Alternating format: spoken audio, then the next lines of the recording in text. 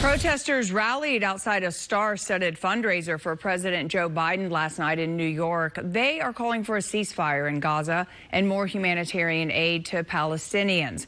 Correspondent Maddie Beertemple joining us live from Washington, D.C. with more details. Hi, Maddie.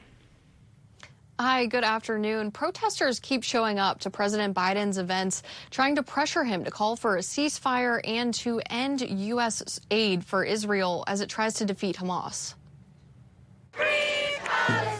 Pro-Palestine protesters shouted outside President Biden's New York City fundraiser Thursday.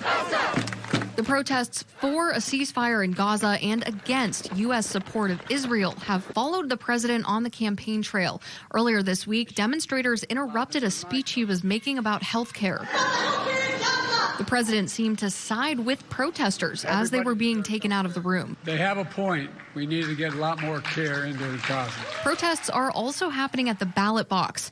In the Michigan Democratic primary in February, more than 100,000 people voted for uncommitted to protest the U.S. policy. And the pressure is working. Edward Mitchell with the Council on American Islamic Relations says he's confident the protests will continue until U.S. policy changes. If the president stops sending the weapons, Netanyahu cannot continue the genocide.